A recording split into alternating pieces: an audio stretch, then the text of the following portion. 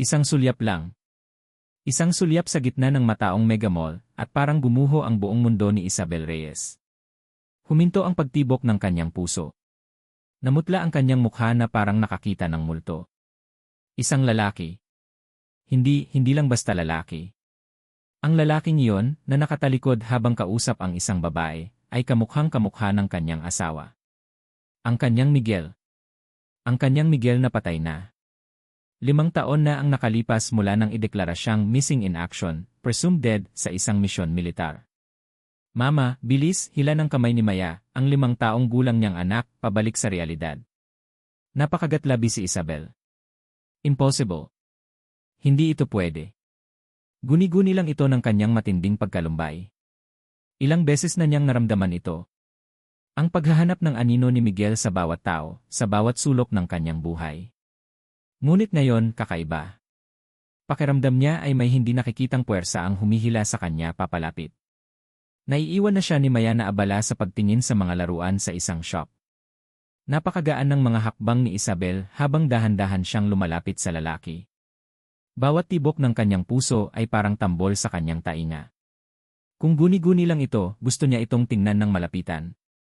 Gusto niyang isampal sa kanyang sarili na mali siya. Habang papalapit, nakita niya ang profile ng lalaki. Ang tindig. Ang hugis ng batok.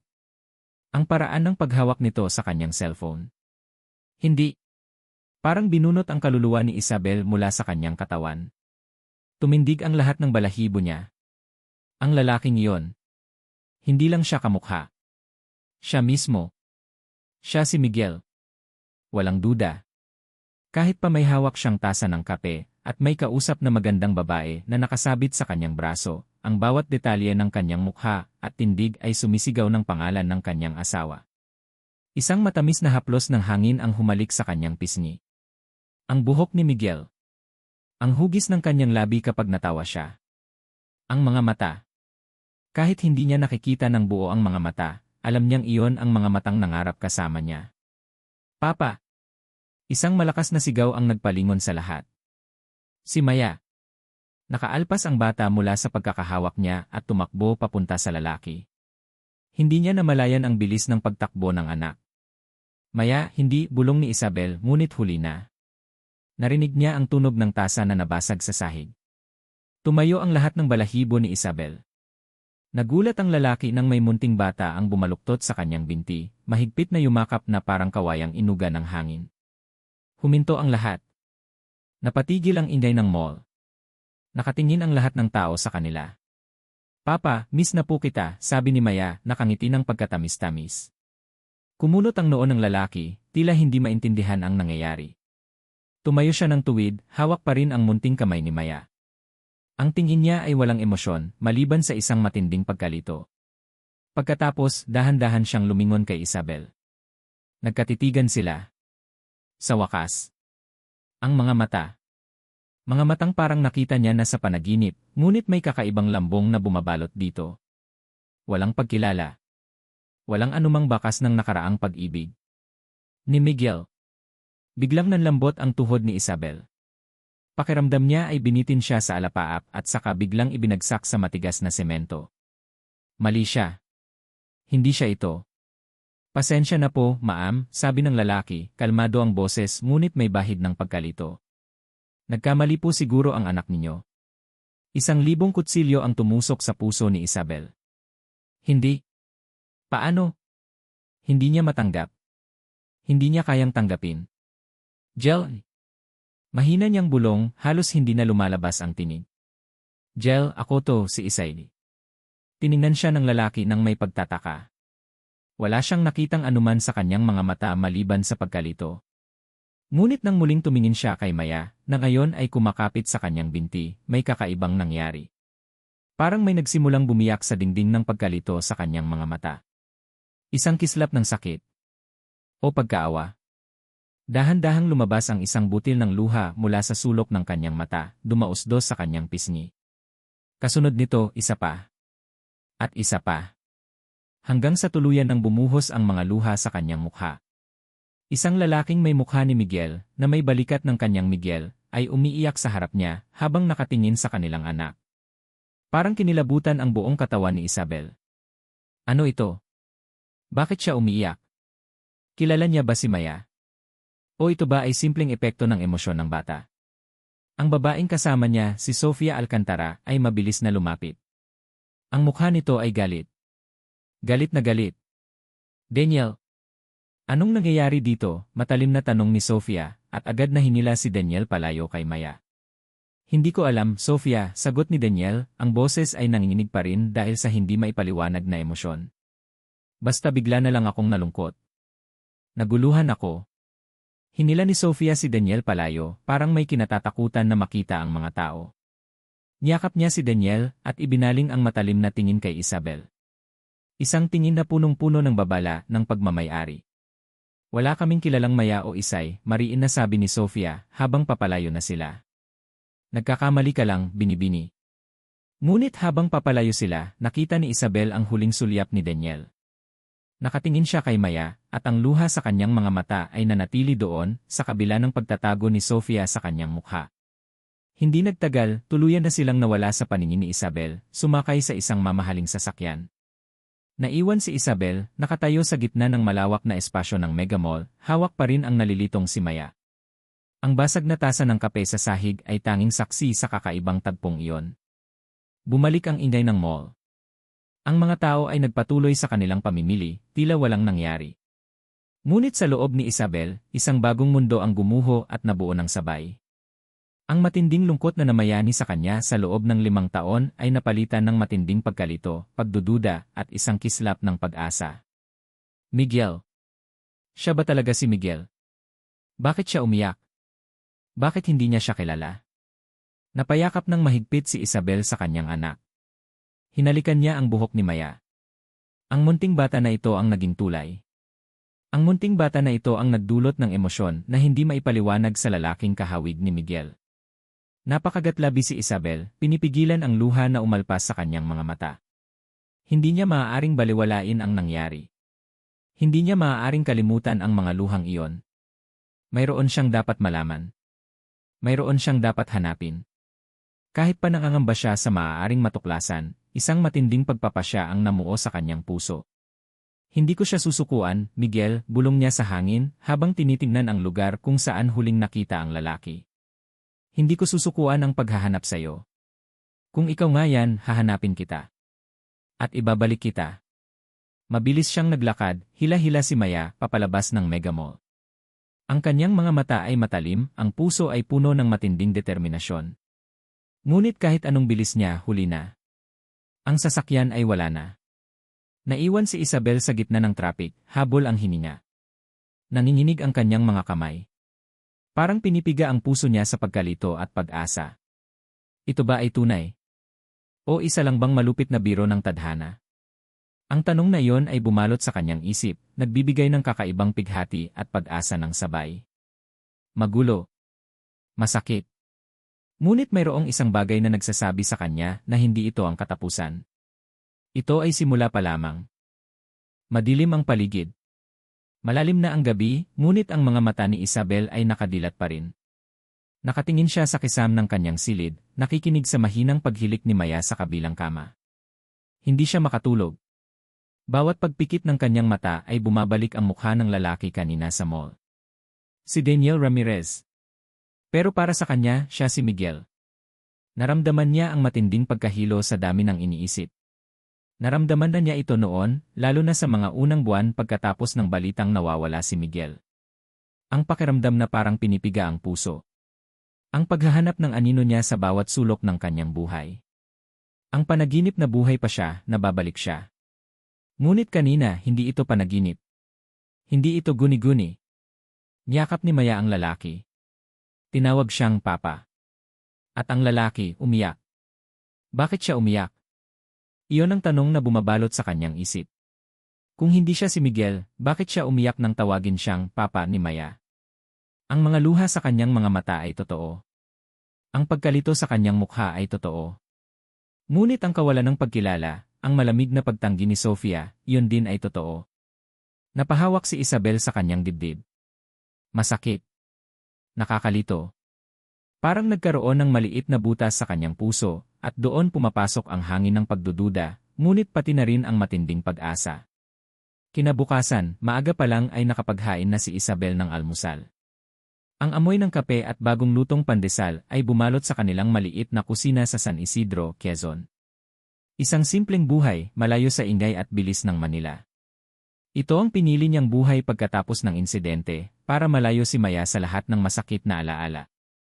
Isay, ang lalim ng iniisip mo, puna ni Ate Elena, ang kanyang matalik na kaibigan at kapitbahay, habang sumisipsip ng kape. Si Elena ay parang nakatatandang kapatid kay Isabel, laging handang makinig at magbigay ng payo.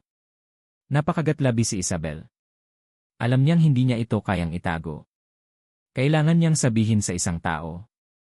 Ate, simula niya, ang kanyang boses ay mahina, halos pabulong. Kagabi nakita ko si Miguel. Ate Elena napatigil sa pag-inom. Nagkatinginan sila. Isang tingin na puno ng pag-unawa, ngunit may bahid din ng pag-aalala. Isay. Alam kong masakit pa rin, anak. 5 taon pa lang. Pero hindi ate, putol ni Isabel, umiling. Hindi guni-guni.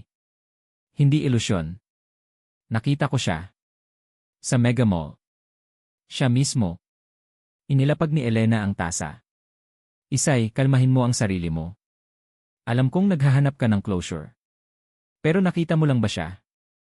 O may kausap ka? Niyakap siya ni Maya, ate, sagot ni Isabel, at doon na niya hindi na napigilan ang luha. Tinawag siyang papa. At ate umiyak siya. Nagbago ang ekspresyon ni Elena. Mula sa pag-aalala, naging seryoso ang kanyang mukha. Umiyak. Ang lalaki. Tumango si Isabel habang nagtutuloy ang pag-agos ng luha. Pero hindi niya ako kilala. May kasama siyang babae, ang ganda. At tinawag niya ang lalaki na Daniel Ramirez. Isinara ni Elena ang kanyang mga mata, huminga ng malalim. Pero paano 5 taon na, Isay? Wala man lang bang bakas na buhay siya? Kaya nga. Hindi ko alam, ate. Pero sigurado ako. Ang mukha niya, ang tindig niya. Si Miguel yun. Naramdaman ko. Hindi pwedeng nagkamali ako. Napatingin si Elena kay Maya na masayang kumakain ng almusal, walang kamalay-malay sa bigat ng usapan ng dalawa. Kung ganoon malaking bagay ito, Isay. Kaya nga. Hindi ko alam ang gagawin ko, ate. Hindi mo pwedeng baliwalain ito, Isay. Lalo na't may nangyari na sa pagitan niya at ni Maya. May na-feel siya sa anak mo, sabi ni Elena, ngayon ay buo na ang paniniwala. Kailangan mong alamin ang totoo. Tumango si Isabel. Yun ang plano ko. Kailangan kong hanapin si Daniel Ramirez. Kailangan kong alamin kung sino talaga siya. Kung bakit siya umiyak. Pagkatapos nilang mag-almusal at maihatid si Maya sa paaralan, agad na bumalik si Isabel sa bahay at naupo sa harap ng lumang laptop. Ito ang una niyang gagawin. Hahanapin niya si Daniel Ramirez online. Baka may makita siyang koneksyon. Baka may makita siyang sagot. Nagsimula siyang mag-type. Daniel Ramirez. Businessman. See you. Lumabas ang maraming resulta. Mga artikulo sa negosyo. Mga litrato ng mga event ang mukha ni Daniel Ramirez malinaw sa screen. Ito nga ang lalaking nakita niya. Sa mga litratong iyon, mukha siyang matagumpay, seryoso, at malayo sa Miguel na nakilala niya, ang Miguel na puno ng pag-asa at tawa. May mga litrato rin kung saan kasama niya si Sofia Alcantara. Magkasama sila sa mga galas, mga pagbubukas ng negosyo. Mukha silang perpektong mag-asawa. Maganda si Sofia. Eleganteng manamit. Ang ngiti niya ay pilit, ngunit maganda. Naramdaman ni Isabel ang bahagyang paninibugho. Ang kirot. 5 taon siyang nagluluksa, habang ang lalaking mahal niya, ang lalaking sa tingin niya ay si Miguel, ay namumuhay ng marangya kasama ang ibang babae. Pinipilit niyang huwag magpadala sa emosyon. Kailangan niyang maging objective. Hinanap niya ang mga detalye ng buhay ni Daniel Ramirez. Edad. Pinag-aralan. Background. Ngunit may mali. Ang impormasyon ay masyadong malinis. Walang masyadong detalye bago ang 5 taon. Para siyang lumitaw na lang bigla, isang successful na negosyante na may malaking kumpanya. Walang mga litrato noong bata pa siya o mga kwento ng pamilya. Hindi tulad ng normal na tao na may digital footprint. Anong tinatago mo, Daniel Ramirez, bulong ni Isabel sa sarili habang nakatitig sa screen. Mas lalo siyang naging determinadong malaman ang totoo. Kung ito nga si Miguel, kailangan niyang malaman kung anong nangyari. Kung bakit hindi siya nakilala. Kung bakit siya kasama ng ibang babae. Kumuha siya ng isang lumang photo album. Sa loob, naroon ang mga litrato nila ni Miguel. Noong ikasal sila. Noong nagbakasyon sila sa Palawan. Noong ipinanganak si Maya at si Miguel ang unang nakayakap sa anak nila. Pinagsama niya ang isang litrato ni Miguel at ang larawan ni Daniel Ramirez sa screen ng laptop. Ang ngiti ni Miguel sa litrato ay puno ng saya. Ang mga mata niya ay kumikinang sa pagmamahal. Ang mga mata ni Daniel Ramirez ay malalim, walang emosyon, at parang may hinahanap. Parehong mukha. Iba't ibang mata. Ikaw to, Jel, bulong niya habang dumampi ang kanyang daliri sa litrato ni Miguel. Alam kong ikaw to, hindi ako nagkakamali. Kailangan ko lang malaman kung bakit. Kung paano. Tumindig si Isabel. Ang simpleng buhay niya sa San Isidro ay sapat na noon. Ang pagtanggap sa kanyang kapalaran ay madali na noon. Pero ngayon, hindi na. Ang kislap ng pag-asa na dala ng mga luha ni Daniel Ramirez ang nagpapalakas sa kanya. Hindi siya pwedeng sumuko. Lumabas siya ng kusina at muling pinuntahan si Ate Elena. Ate, may kilala ka bang magaling na private detective sa Manila? Tanong ni Isabel, ang boses ay buo na, puno ng desisyon. Nagulat si Elena sa biglang pagbabago ng tono ni Isabel, ngunit nakita niya ang matinding determinasyon sa mga mata nito. Tumango siya. May kilala ako, sabi ni Elena. Si Detective Mateo. Matagal na niyang kaibigan ng pamilya namin. Mapagkakatiwalaan yan. Pero mahal ang serbisyo niya, Isay. Walang anuman ang pera, ate, sagot ni Isabel. Basta malaman ko ang totoo. Bigyan mo ako ng numero niya. Ibinigay ni Elena ang numero ni Detective Mateo. Hinawakan ni Isabel ang papel, mahigpit na mahigpit. Ito ang susunod na hakbang. Ito ang daan patungo sa sagot. Huminga siya ng malalim at idinyal ang numero. Bawat tunog ng telepono ay nagpapatindi sa tibok ng kanyang puso. Ito na. Walang atrasan. Bumagsak ang ulo ni Daniel Ramirez sa ibabaw ng kanyang mahogany desk. Isang matinding kirot ang sumasagi sa kanyang sentido, tila may martilyong humahampas mula sa loob. Hindi ito ang unang beses. Sa loob ng ilang araw, panay ang pag-atake ng kakaibang sakit ng ulo na ito, na laging sinasabayan ng mga ligaw na imahe. Narinig niya ang tunog ng tawa. Tawa ng isang bata. Maliit. Nakakatuwa. Ngunit may bahid ng kalungkutan. Sino ito? Wala siyang anak. Wala siyang ganoong alaala. Pinilit niyang imulat ang kanyang mga mata. Malabo pa rin ang paningin niya. Ang mga dokumento sa kanyang desk ay tila naglalaro sa kanyang paningin. Ang kanyang opisina, na dati kanlungan ng kanyang pagiging abogado at negosyante, ay tila nagiging kulungan. Napahawak siya sa kanyang sentido, pinipiga ang kanyang sarili, pilit na inaalala. Bakit may mga eksena sa kanyang isip na hindi niya maalala? Isang araw, narinig niya ang tunog ng putok. Isa pa, ang baho ng usok. Isang babae. Isang mukha. Parang si Isabel.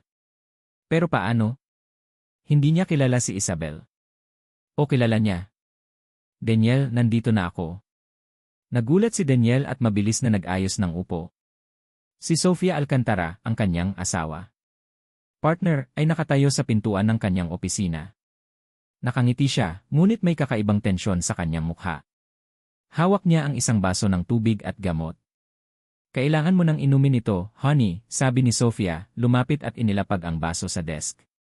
Sobrang stressed ka na naman sa trabaho. Nag-aalala ako sa'yo. Tiningnan ni Daniel ang gamot. Lagi na lang may gamot si Sofia kapag inaatake siya ng sakit ng ulo. Parang laging handa. May kakaiba sa paraan ng pag-aalala ni Sofia, na sa halip na gumaan ang pakiramdam niya, ay lalo siyang nakakaramdam ng pagdududa. Ininom niya ang gamot. Pinilit niyang ngumiti. Salamat, Sofia. Huwag ka nang mag-isip pa ng sobra. Ang mahalaga, ligtas ka. Mahal kita, Daniel, sabi ni Sofia, lumapit at hinaplos ang kanyang buhok. Ang haplos ni Sofia ay malamig, Hindi tulad ng haplos na naaalala niya sa kanyang mga panaginip. Kung panaginip nga iyon, ito ay mainit, puno ng pagmamahal, at kung minsan ay may bahid ng lungkot. Ngunit hindi niya maalala kung sino ang babaeng iyon. Sofia, simula ni Daniel, tumingin ng diretsyo sa mga mata ni Sofia. May gusto akong tanungin sa'yo. Kahit panandalian, nakita ni Daniel ang pagbabago sa mga mata ni Sofia. Isang kislap ng takot o pagkabahala. Ngunit mabilis itong nawala. Ano yon, honey? Tanong ni Sofia, ang boses ay pilit na kalmado. Bakit parang walang akong maalala bago ang 5 taon? Diretsong tanong ni Daniel. Parang bigla na lang akong nagising at ikaw na ang kasama ko. Parang walang nakaraan. Nagtawa ng pilit si Sofia. Naku, Daniel, sinabi ko na sa'yo yan. May aksidente ka noon, matindi. Natrauma ka. Nakalimutan mo ang lahat ng nangyari bago tayo magkita. Ang mahalaga, magkasama tayo ngayon. Hindi ba't masaya tayo? Hindi sumagot si Daniel. Ang sinabi ni Sofia ay ang parehong kwento na lagi niyang naririnig. Isang aksidente. Trauma. Ngunit bakit may mga nagbabalik na imahe na hindi tugma sa kwentong iyon? Bakit pakiramdam niya ay may malaking butas sa kanyang buhay na hindi napupunan? Pero paano yung mga panaginip ko? Yung tungkol sa isang bata. Yung babaeng tumatawag sa akin ng ibang pangalan, tanong ni Daniel, pilit na sinisilip ang mga mata ni Sofia. Napatingin si Sofia sa ibang direksyon. Na-imagine mo lang yan, Daniel. Marahil ay bunga lang yan ng stress. May mga tao talagang ganoon kapag sobrang stressed kung ano-anong nakikita. Hindi siya kumbinsido. May mali. Kailangan kong malaman, Sofia. Kung sino ako bago ito. Hindi ako mapakali. Ngayon, nawala na ang pilit na ngiti sa mukha ni Sofia. Napalitan ito ng iritasyon. Daniel, ano ba? Hindi ka pa ba satisfied sa buhay na mayroon tayo? Ito na ang buhay mo. Ako ang asawa mo. Ito ang pamilya mo. Bakit mo pa hinahanap ang nakaraan na hindi mo naman maalala? Ang bawat salita ni Sofia ay parang pako na bumabaon sa kanyang puso. Walang pagmamahal. Puro pagmamayari. Hindi siya nagtagal. Umalis si Sofia, iniwan si Daniel na may mas marami pang tanong kaysa sagot. Nang makalabas si Sofia, agad na binuksan ni Daniel ang kanyang computer. Hindi sa files ng kumpanya, kundi sa web browser. Plane crash 5 years ago Philippines. Inisa-isa niya ang mga resulta. Maraming aksidente. Maraming trahedya. Ngunit wala siyang nakitang detalyadong balita na tumutukoy sa kanyang kaso. Walang balita tungkol sa isang Miguel de la Cruz. Walang mukha niya. Walang kahit anong impormasyon na magkokonekta sa kanya sa anumang trahedya. Ang lahat ay malinis. Masyadong malinis. Parang may naglilinis ng kanyang digital footprint. Habang nag-search, napadaan siya sa isang news portal. Isang artikulo tungkol sa isang fundraiser sa isang probinsya. Hindi niya alam kung bakit, pero napatigil siya sa pag-scroll. Ang larawan sa artikulo ay tungkol sa isang komunidad sa San Isidro, Quezon. May isang babae na nag-organisa ng event. At sa tabi niya, isang munting bata na nakangiti. Maya. Si Isabel. Nakita niya ulit ang mukha ni Isabel, na maseryoso sa litrato kaysa sa nakita niya sa mall, ngunit may parehong kalungkutan sa kanyang mga mata. At si Maya, ang munting bata na bigla na lang yumakap sa kanya. Ang bata na tumawag sa kanya ng T-Papa. Naramdaman niya ang kakaibang kuryente na dumaloy sa kanyang katawan. Hindi niya kilala ang mga ito. Ngunit mayroong isang bagay na bumulong sa kanyang puso, isang hindi maipaliwanag na koneksyon. Pinikit ni Daniel ang kanyang mga mata. Sino ba talaga ako? Daniel Ramirez, ang matagumpay na negosyante. O Miguel de la Cruz, ang lalaking may naiwang pamilya na hindi niya matandaan. Bumalik ang kirot ng kanyang ulo. Ngayon, mas matindi. Hindi na lang basta sakit. Parang may bumabangga sa loob. Parang may nakakulong na gustong lumabas. Napagdesisyonan niya. Hindi siya pwedeng mamuhay sa ganitong pagkalito. Hindi siya pwedeng maniwala lang sa sinasabi ni Sofia. Mayroon siyang dapat malaman. Ang kanyang buhay. Ang kanyang identidad. Inilabas niya ang kanyang telepono. Binuksan niya ang contact list. Mayroon siyang numero ng isang private investigator na nirekomenda ng isa niyang kliyente noon para sa isang business case. Ngayon, gagamitin niya ito para sa kanyang sarili. Para sa kanyang kaluluwa. Kailangan ko ng tulong, bulong ni Daniel sa sarili. Kailangan kong malaman kung sino ako. Saan ako nagmula? Kailangan kong malaman ang katotohanan. Idinyal niya ang numero. Bawat pagring ay nagpaparamdam sa kanya ng kaba at pag-asa. Ito na ang simula ng paghahanap niya sa sarili. Isang linggo matapos ang insidente sa mall, muling bumalik si Isabel sa Maynila, dala ang buong pag-asa at takot. Ang bawat hakbang niya ay mabigat, ngunit ang determinasyon sa kanyang puso ay mas mabigat pa. Si Maya ay naiwan kay Ate Elena, at sa loob ng isang gabi, hindi niya magawang ipikit ang kanyang mga mata. Bawat pikit ay bumabalik ang mukha ni Daniel, ang mga luha niya, at ang nagbabantang tingin ni Sofia. Nagpasya siyang makipagkita kay Detective Mateo sa isang tahimik na coffee shop sa Makati. Sikat si Detective Mateo sa pagiging tahimik at matalas, isang taong hindi madaling utuin ng emosyon.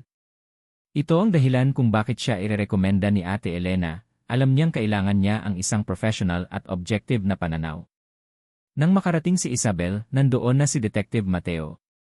Isang lalaking nasa 50, may maputing buhok at malalim ang tingin. Ang kanyang mga mata ay parang laging nag-isip, nagsusuri.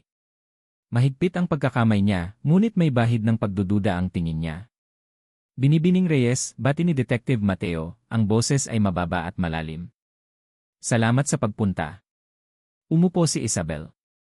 Nanginginig ang kanyang mga kamay. Inihanda niya ang sarili para sa kung ano ang sasabihin niya. Detective Mateo, simula ni Isabel, huminga ng malalim. Alam kong mahirap paniwalaan ang sasabihin ko. Pero kailangan kong malaman ang totoo. Sinimula ni Isabel ang kanyang kwento.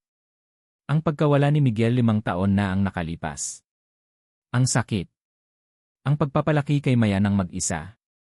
At ang pinakahuling kaganapan sa mall. Detalye sa detalye, isinalaysay niya ang lahat, ang pagkakita niya kay Daniel, ang pagtakbo ni Maya, ang tawag na Papa, ang pagpatak ng luha ni Daniel, at ang paglitaw ni Sofia. Habang nagsasalita si Isabel, nakikinig si Detective Mateo ng tahimik. Hindi siya kumikilos. Walang emosyon ang kanyang mukha. Ngunit habang nagtutuloy si Isabel sa kanyang emosyonal na salaysay, lalo siyang nakakaramdam ng pag-asa. At umiyak siya, Detective, sabi ni Isabel, hindi na napigilan ang pagluha. Umiyak ang lalaking iyon habang tinitingnan ang anak ko. Hindi ko maintindihan. Kung hindi siya si Miguel, bakit? Bakit niya ginawa yon? Pinunasan ni Isabel ang kanyang luha. Tumingin siya ng diretsyo sa mga mata ni Detective Mateo, pilit na ipinararating ang kanyang katapatan. Pagkatapos ng ilang minutong katahimikan, nagsalita si Detective Mateo. Naiintindihan ko ang nararamdaman mo, Binibini Reyes. Marami na akong nakitang ganyang kaso.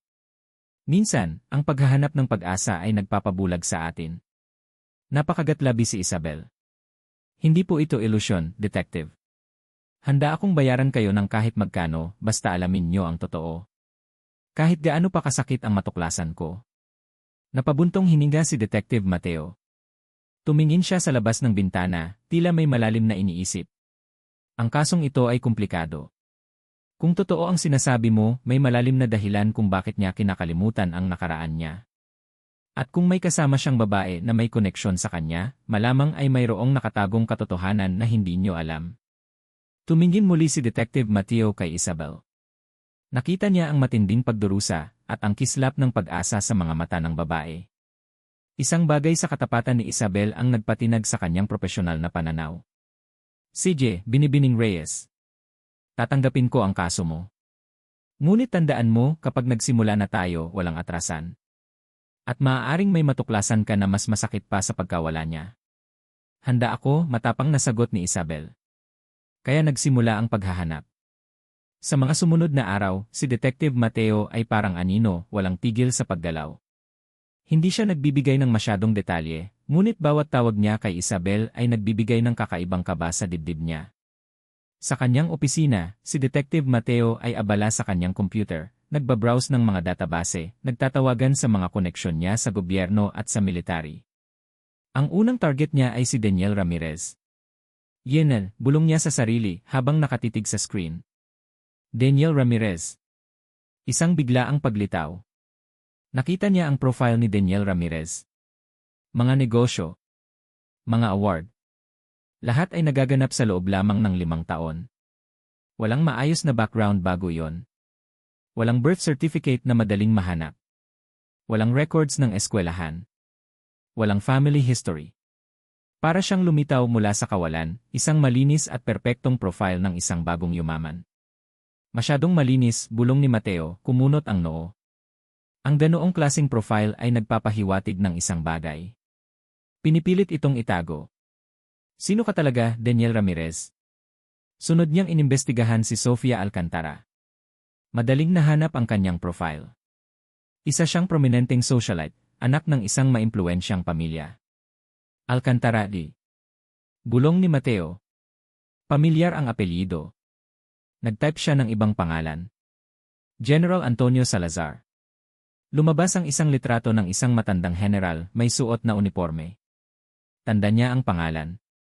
Isang dating opisyal ng militar na nagretiro ng maaga, ngunit patuloy na may malalim na koneksyon sa politika at sa mga negosyante.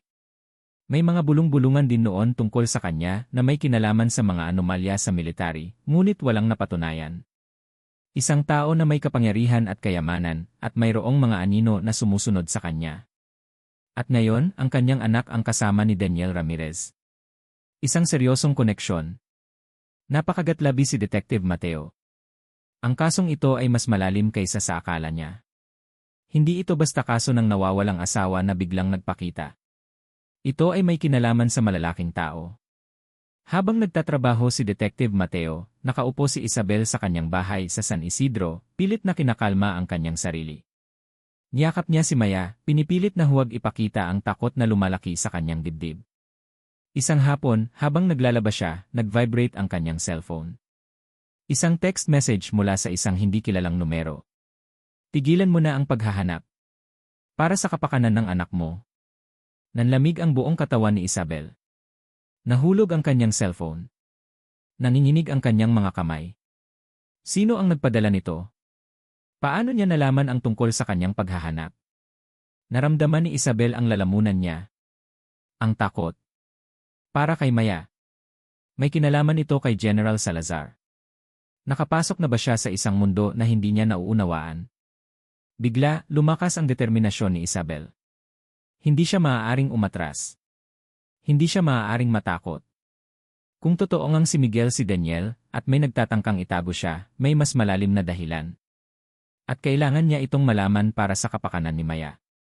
Hindi niya maaaring hayaang lumaki ang kanyang anak na may mga tanong tungkol sa kanyang ama, o mas malala, na malaman na ang kanyang ama ay buhay ngunit hindi nila kayang makuha. Kahit pa nanginginig siya, dinampot ni Isabel ang cellphone. Gusto niyang tawagan si Detective Mateo, ngunit nag-aalangan siya. Baka malagay sa panganib ang lahat. Kinagabihan, nagring ang telepono ni Isabel. Si Detective Mateo. Binibining Reyes, sabi ni Detective Mateo, ang boses ay seryoso. May nakita akong bagay na dapat mong makita. Nagpakita si Mateo sa bahay ni Isabel. Hawak niya ang isang lumang litrato. Kulay sepia, medyo luma na. Tiningnan nito ni Isabel. Sa litrato, mayroong isang matandang general. Nakatayo siya ng tuwid, nakasuot ng uniforme. At sa tabi niya, nakatayo ang isang batang sundalo. Isang napakabatang Miguel. Ang mukha niya ay hindi pa gaanong seryoso, may bahid pa ng kabataan, ngunit walang dudang siya yon. Naramdaman ni Isabel ang pagkabigla. Isang malakas na pagkabigla na tila nilindol ang kanyang mundo. Si Miguel. Nasa litrato. Kasama ang General Salazar. At sa ilalim ng litrato, may isang hindi malinaw na caption, halos burado na, ngunit may isang salitang nababasa niya ng malinaw. Project Phoenix. Nanlaki ang mga mata ni Isabel. Project Phoenix. Ano ito?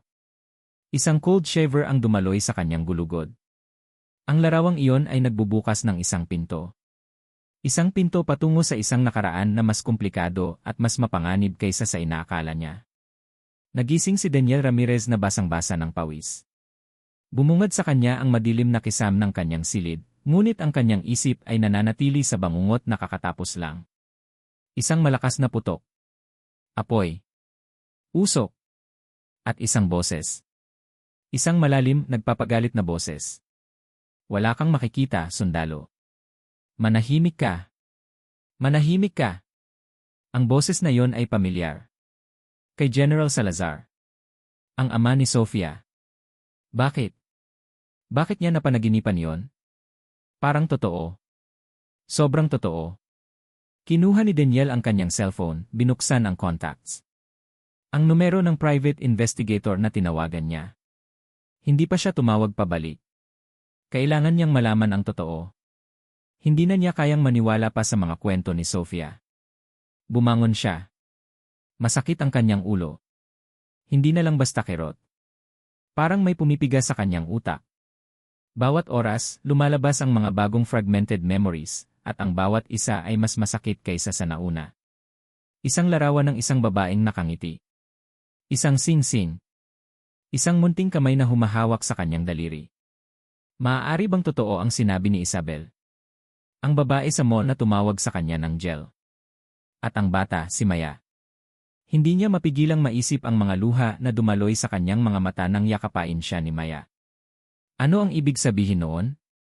Bumaba si Daniel sa sala. Tahimik pa ang bahay. Malamang ay natutulog pa si Sofia. Kinuha niya ang isang baso ng tubig at ininom ng mabilis. Biglang may narinig siyang yabag. Lumabas si Sofia mula sa kwarto, nakangiti. Good morning, honey. Ayos ka na ba? Parang restless ka kagabi. Pilit na ngumiti si Daniel. Ayos lang ako, Sofia. Nagkaroon lang ng masamang panaginip. Tungkol saan na naman, may pagdududa sa boses ni Sofia. Wala. Masamang panaginip lang, sagot ni Daniel, iniiwasan ang tingin ni Sofia. Ayaw niyang sabihin ang totoo. Ayaw niyang marinig ang kanyang pilit na pagpapaliwanag. Naramdaman ni Sofia ang pagbabago sa Daniel. Ang pagiging mailap nito. Ang patuloy na paghahanap. Napansin niya ang cellphone ni Daniel na nakalapag sa mesa. Nakita niya ang search history nito. Mga salitang nagpapahiwatig ng pagdududa at paghahanap sa nakaraan. Biglang lumakas ang kapit ni Sofia sa braso ni Daniel. Daniel, bakit ka naghahanap ng kung ano-ano sa internet? Wala kang makikita dyan kundi mga Huminga ng malalim si Sofia, pilit na kinakalma ang sarili. Wala kang makikita dyan kundi mga pagdududa, Daniel. May aksidente ka noon. Matindi. Natrauma ka. Nakalimutan mo ang lahat ng nangyari bago tayo magkita. Ang mahalaga, magkasama tayo ngayon. Hindi ba't masaya tayo? Binitawan ni Daniel ang braso niya, umatras ng bahagya. Huwag mo akong hawakan. May mali, Sofia. Masyadong malinis ang kwento mo. At masyadong magulo ang ulo ko. Bakit parang may bumubulong sa akin na may kinalaman ang papa mo sa nangyari sa akin? Namilog ang mga mata ni Sofia. Bigla siyang namutla. Anong pinagsasabi mo, Daniel? Si papa? Wala siyang kinalaman dyan. Nababaliw ka na ba? Ang reaksyon ni Sofia. Ang biglaang pagbabago sa kanyang mukha. Iyon ang nagsabi kay Daniel ng katotohanan. Hindi siya nababaliw. May tinatago sila. Bumalik muli ang flashes. Ngayon, mas malinaw. Hindi lang basta putok at usok. Isang helicopter na bumabagsak. Mga kasamahang sundalo. At si General Salazar, nakatayo malapit sa isang grupo ng mga armadong lalaki, habang may sinasabihan, tapusin niyo ang trabaho. Walang ititira. Nagdilim ang paningin ni Daniel. Bumagsak ang kanyang kamay sa mesa at napasalampak siya sa upuan. Daniel, anong nangyayari sa iyo? Takot na tanong ni Sofia, lumapit sa kanya. Nagsisinungaling ka, mahinang sabi ni Daniel, ngunit puno ng pighati. Lahat ng sinasabi mo kasinungalingan. Tumakbo si Sofia papalapit, pilit na hawakan siya. Hindi, Daniel. Hindi kasinungalingan. Ginagawa ko lang ito para sa iyo. Para sa atin. Ngunit hinarangan siya ni Daniel. Bitawan mo ako. Ang kanyang boses ay malamig, puno ng galit na hindi niya maintindihan kung saan nanggagaling. Umalis si Sofia, umiiyak, at pumasok sa kanilang kwarto. Alam ni Daniel na oras na para gumawa ng hakbang. Kung may itinatago si Sofia, kailangan niyang hanapin ito. Sa kanyang opisina. Naghintay si Daniel na masiguro na hindi nalalabas si Sofia.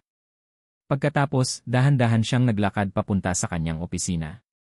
Ang kanyang opisina ay isang malaking silid, puno ng mga libro at mga dokumento. Alam niya na mayroong isang hidden compartment sa kanyang desk. Hindi niya maalala kung paano niya nalaman iyon, ngunit ang pakiramdam ay alam niyang nandoon iyon. Hinawakan niya ang isang bahagi ng kanyang desk, malapit sa isang dekorasyong kahoy. Pinilit niyang i-slide ito.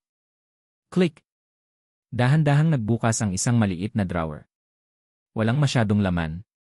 Mga luma, alikabok na papel. Isang lumang wallet. Kinuha niya ang wallet. Medyo luma na ito, may bahid ng pagkasira. Binuksan niya. Walang pera. Ngunit may lamang isang military Z. Hawak ni Daniel ang nanginginig ang kanyang mga kamay. Lumabo ang kanyang paningin. Ang ay may litrato ng isang mas batang bersyon niya, nakasuot ng uniforme ng sundalo. At sa ilalim ng litrato, ang pangalan. Miguel Gel de la Cruz. Rank, Lieutenant. Huminto ang paghina ni Daniel. Miguel Gel. Iyon ang pangalan na tinawag sa kanya ni Isabel. Iyon ang pangalan ng lalaki sa kanyang mga panaginip. Bumalik ang lahat ng alaala na bumusol sa kanyang isip. Ang barracks. Ang mga kasamahan niya. Ang tunog ng mga bala. Ang kanyang misyon. Ang pagtuklas niya sa iligal na gawain ni General Salazar. Ang pagtataksil.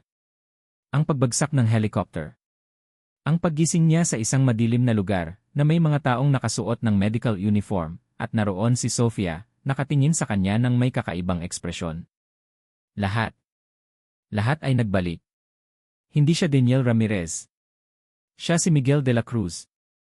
Isang sundalo na pinatay dahil nakakita siya ng mga bagay na hindi dapat makita. Ngunit bago pa man niya maintindihan ang lahat, narinig niya ang tunog ng pagbukas ng pinto ng kanyang opisina. Daniel, nakalimutan ko ang phone ko. Si Sofia. Nakatayo siya sa pintuan, tinitingnan siya ng may pagtataka. At nakita niya ang hawak-hawak ni Daniel. Ang military Z. Nanlaki ang mga mata ni Sofia. Nanginginig ang kanyang mga labi. Alam niyang tapos na ang lahat. Dahan-dahang tumindig si Miguel, ngayon ay Miguel na talaga siya. Ang kanyang mukha ay seryoso, puno ng galit at may bahid ng sakit. Tumingin siya ng diretsyo sa mga mata ni Sofia, hawak pa rin ang Sino ka talaga, Sofia? Tanong ni Miguel, ang kanyang boses ay malalim at nagbabanta. At sino ako? Nanginig ang mga kamay ni Sofia Alcantara habang nakatayo sa harap ni Daniel, na ngayon ay hawak ang military ni Miguel de la Cruz. Ang kanyang mga mata ay nanlilisik, puno ng galit at sakit. Ang kinatatakutan niya ay nangyayari na. Sino ka talaga, Sofia? Matalim na tanong ni Daniel, ang boses ay malalim at nagbabanta. At sino ako? Hindi nakasagot si Sofia. Ang lalamunan niya ay parang pinipiga. Ang puso niya ay kumakabog ng malakas sa takot, hindi lang kay Daniel, kundi sa kanyang ama. Alam niyang narinig na ng kanyang ama ang tungkol sa paghahanap ni Daniel. Mayroon silang tinatago. At ngayong nalaman na ni Daniel ang tungkol sa alam niyang hindi na niya ito maitatago pa. Sofia, nagiging pabaya ka. Ang mga alaala niya ay bumabalik. Siguraduhin mong hindi niya makakausap ang sinuman. Kung hindi, alam mo kung anong mangyayari sa'yo. At sa kanya. Bumalik sa isip ni Sofia ang boses ng kanyang ama, si General Antonio Salazar. Isang oras lang ang nakalipas nang tawagan siya nito. Ang bawat salita ay parang suntok sa kanyang sikmura. Ang utos ay malinaw, pigilan si Daniel. Pigilan ang katotohanan. Ngunit paano niya pipigilan ang lalaking ito? Ang lalaking tinitingnan niya ngayon ay hindi na si Daniel Ramirez. Ito si Miguel de la Cruz. Ang mga mata niya ay may kislap ng pagkilala, ng sakit, ng galit. Kailangan mong sabihin ang totoo, Sofia, ulit ni Miguel, mas malakas ang boses. Ngayon na. Napaatras si Sofia. Naghalo ang takot, pagsisisi, at pagkalito sa kanyang puso. Mahal niya si Daniel. Hindi bilang Daniel Ramirez, ang uto-uto niyang asawa, kundi bilang ang Miguel na unti-unting nakilala niya sa loob ng 5 taon. Ang lalaking pinagmamasdan niyang bumangon mula sa kawalan, na kahit walang alaala ay may kakaibang lambing at kabaitan. Ngayon, ang pag-ibig na yon ay masakit. Isang pag-ibig na binuo sa kasinungalingan. Hindi ako. Hindi ako ang asawa mo, Daniel, ang salitang iyon ay lumabas mula sa kanyang bibig ng may hirap. Hindi ako ang asawa mo sa legal. Wala tayong pinirmahang papel. Nanlaki ang mga mata ni Miguel. Ano? Utos ito ng papa ko, patuloy ni Sofia, at doon na siya nagsimulang umiyak. Ang mga luha ay bumuhos sa kanyang mukha, tunay na luha, hindi tulad ng mga pilit niyang ngiti. Utos niya na bantayan ka. Na magpanggap akong asawa mo. Para hindi kanya mawala sa paningin. Huminga siya ng malalim, pilit na pinapakalma ang kanyang sarili. Ang pagpapaliwanag ay nagdudulot ng kirot, ngunit kailangan na niyang tapusin ang lahat. Nararamdaman pa rin ni Sofia ang lamig ng hangin sa ospital ng militar. Nasa tabi niya ang kanyang ama, si General Antonio Salazar, na nakatingin sa isang kama. Nakahiga doon ang isang lalaki. Payat. Maraming sugat. Walang malay. Ito raw ang tanging nakaligtas sa isang misyon na nagkamali. Isang trahedya. Sofia, sabi ni General Salazar, ang boses ay malamig at puno ng utos. Ito si Miguel de la Cruz. Nag-amnesia siya. Walang maalala. Wala siyang pamilya na alam natin. Lumingon ang kanyang ama sa kanya. Gusto kong bantayan mo siya.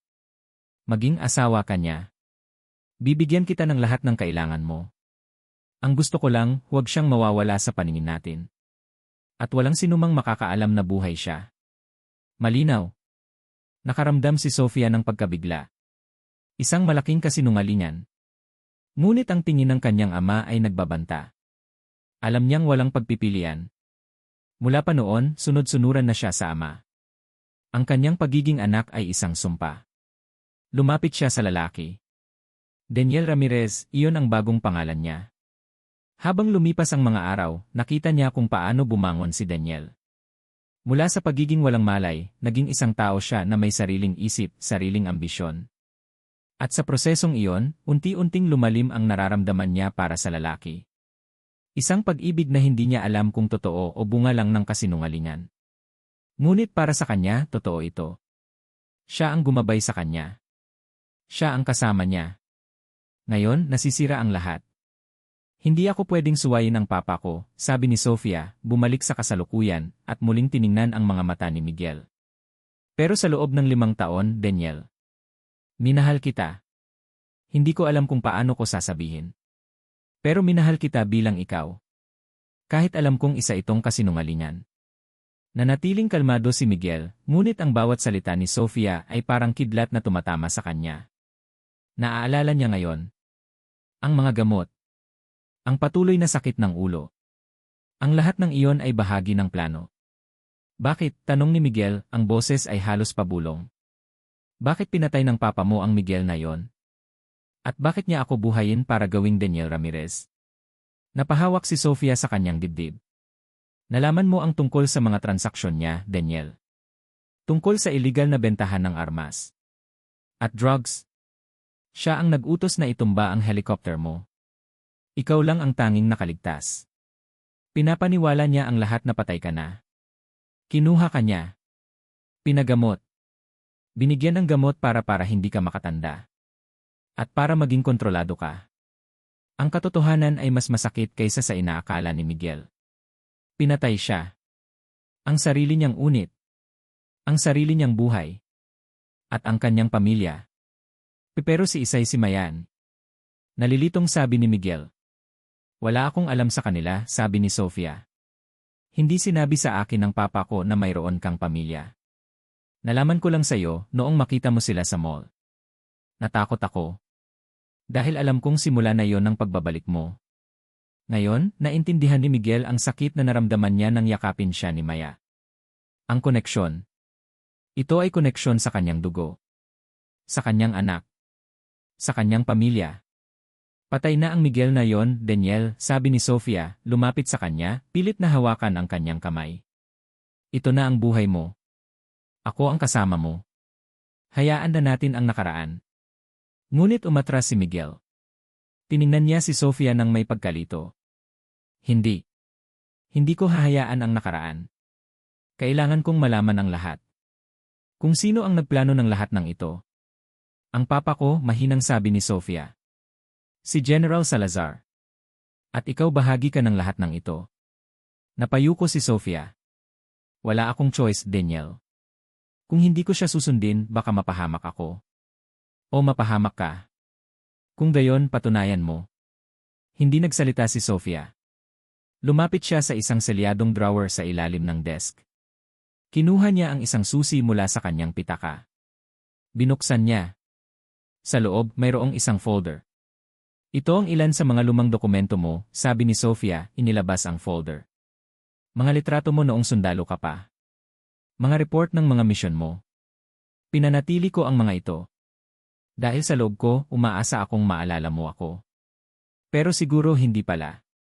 Nandito rin ang mga papeles na nagpapakita ng koneksyon ng papa ko sa mga illegal transaction. Ibinigay ni Sofia ang folder kay Miguel. Hawak niya ito ng mahigpit. Ito ang susi sa kanyang nakaraan. Sa katotohanan, nagring ang cellphone ni Sofia. Nakita niya ang pangalan sa screen. General Salazar. Namutla siya. Kinagat niya ang kanyang labi. Sumagot ka, malamig na sabi ni Miguel. Sinagot ni Sofia ang telepono, lumayo ng bahagya kay Miguel. Paani? Narinig ni Miguel ang pira-pirasong salita mula sa telepono. Ano? Nalaman na niya. Sino ang nakasama mo? Huwag mong hayaang makaalis siya. Kunin mo siya. Ngayon na. Napatingin si Sofia kay Miguel, ang mukha ay takot na takot. Hinawakan niya ang kanyang kamay, pilit na pinipigilan siya. Daniel, kailangan mong umalis. Papunta na sila dito. Tiningnan ni Miguel ang kanyang at ang mga dokumento sa folder. Siya si Miguel de la Cruz. Isang sundalo. Hindi isang Daniel Ramirez. At ngayon, alam niyang may nagbabantang panganib. Sa kanya. At sa kanyang pamilya. Hindi, sabi ni Miguel, na tila may nagbalik na apoy sa kanyang mga mata. Ang pagkabahala niya ay napalitan ng pamilyar na determinasyon ng isang sundalo. Hindi ako alis. Aalis ako, pero may bitbit. Kailangan kong kunin ang orihinal na ebidensya. Habang nagsasalita si Miguel, narinig niya ang tunog ng mga sasakyan na humihinto sa labas ng bahay. Kasunod noon, ang yabag ng maraming paa. Mabilis. Mapanganib. Andito na sila, sigaw ni Sofia, ang kanyang boses ay nanginginig. Pakiusap, Daniel. Takbo. Kaya ko silang patagalin. Tumingin si Miguel kay Sofia. Nakita niya ang tunay na takot sa mga mata nito. Takot para sa kanya. Sa kabila ng lahat ng kasinungalingan, may pakialam si Sofia. Salamat, Sofia, sabi ni Miguel, kinuha ang folder at ipinasok sa kanyang bag. Ang niya ay mahigpit niyang hawak sa kanyang kamay. Hindi mo ako kailangang patagalin. Biglang bumukas ng malakas ang pinto ng sala. Pumasok ang apat na kalalakihan, nakaitim at armado. Sumunod sa kanila si General Salazar. Ang kanyang mukha ay puno ng galit at pagtataka. Daniel, anong nangyayari dito? Matalim na tanong ni General Salazar. Ang kanyang tingin ay bumaling kay Sofia, na nakatayo ng malapit kay Miguel. Sofia, anong ginawa mo? Papa, sigaw ni Sofia. Ngunit hindi na naghintay si Miguel. Gamit ang kanyang dating kaalaman sa pakikipaglaban, sinipa niya ang isang upuan papunta sa mga lalaki, nagbigay ng distraksyon. Mabilis siyang tumalon sa bintana ng opisina. Daniel! Habulin siya, sigaw ni General Salazar, pulang-pula ang mukha sa galit. Huwag ninyong hayaang makatakas ang traidor na yan. Tumakbo si Miguel sa likod ng bahay, tumalon sa bakod. Naririnig niya ang mga yapak ng mga humahabol sa kanya. Hindi na siya Daniel Ramirez. Siya si Miguel de la Cruz. At ang mga alaalang bumalik ay hindi lang alaala. Ito ay isang misyon. Isang misyon na protektahan ang kanyang pamilya at ilantad ang katotohanan. Hawak niya ang folder na binigay ni Sofia. Ito ang kanyang simula. Ngayon, alam na niya ang kaaway. At alam na rin niya kung sino ang babalikan niya. Si Isay at si Maya. Nanginginig ang mga kamay ni Isabel habang nakahawak sa telepono. Walang tigil ang pagring ng kanyang puso. Katatapos lang niyang kausapin si Detective Mateo, at ang mga balita nito ay nagdulot ng malalim na butas sa kanyang dibdib. Binibining Reyes, ang boses ni Detective Mateo, malalim at puno ng seryosong tono, nakumpirma ko. Buhay si Miguel de la Cruz. At hawak siya ngayon ni General Antonio Salazar. Parang binagsakan ng langit at lupa si Isabel. Buhay siya. Ngunit hawak ng kaaway.